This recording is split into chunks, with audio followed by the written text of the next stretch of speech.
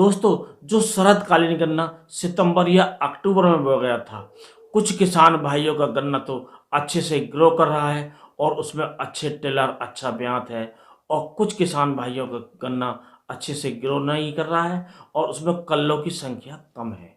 तो इन कल्लों की संख्या कैसे बढ़ाई जाए, इसके बारे में आपको बताएंगे। तो दोस्तों, सबसे पहले बात करते हैं कि कल्लों की जो संख्या है किन किन चीज़ों पर निर्भर करती है।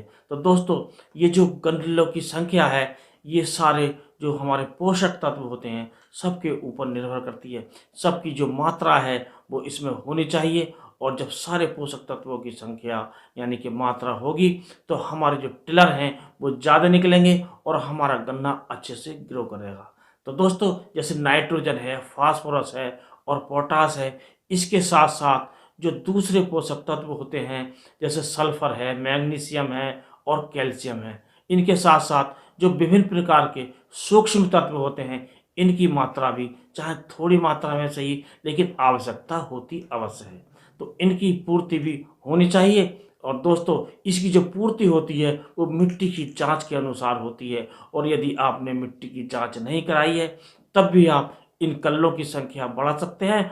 अब बात आती है कि इनकी संख्या कैसे बढ़ाई जाए। तो दोस्तों, यदि आपने बुवाई के समय सभी इन पोषक तत्वों की पूर्ति कर दी है तो ठीक है, नहीं तो दोस्तों आपने जो भी पोषक तत्व अपनी बुवाई पर नहीं डाला है तो उसका आप प्रयोग कर सकते हैं।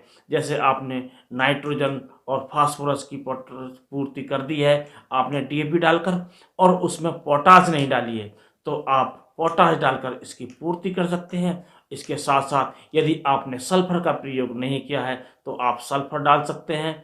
यदि आपने इसमें मैग्नीशियम या कैल्शियम की पूर्ति नहीं की है तो आप कैल्शियम की भी पूर्ति कर सकते हैं, और विभिन्न प्रकार के जो सूक्ष्म तत्व हैं उनकी पूर्ति करके आप अपने गन्ने से ज़्यादा कल्ले ले सकते हैं।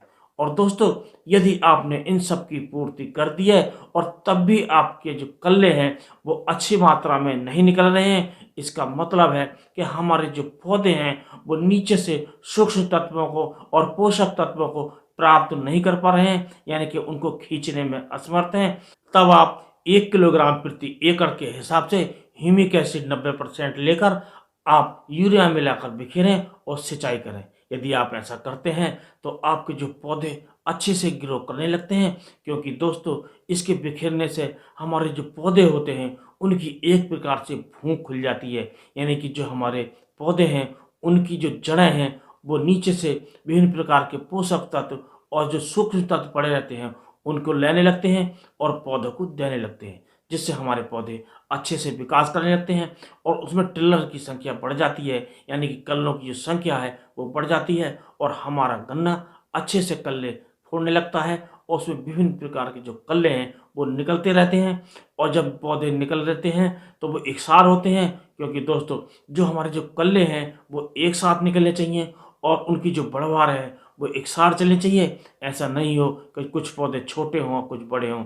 यदि हमारे एकसार पौधे होते हैं तो उनमें गन्नों की जो संख्या बढ़ती है वो अच्छी बढ़ती है, क्योंकि दोस्तों कुछ जो टिलर होते हैं वो जो जो नीचे रह जाते हैं, जो बाद में निकलते हैं, उसमें गन्ना नहीं पड़ पाता है, यानी कि हमें उसका फ़ायदा नहीं मिल पाता है। तो हमारे टिलर एक साथ निकलने चाहिए और उनका विकास एकसार हो, तब हमें अपने जो गन्ने से जो पैदावार मिलेगी वो बम्पर मिलेगी और हमें आमदनी अच्छी होगी। यदि दोस्तों वीडियो पसंद आया हो तो वीडियो को लाइक करके अपने दोस्तों में शेयर करें, और पूरा वीडियो देखने के लिए आपका बहुत बहुत धन्यवाद। इसी के साथ इस वीडियो करते हैं समाप्त। नमस्कार।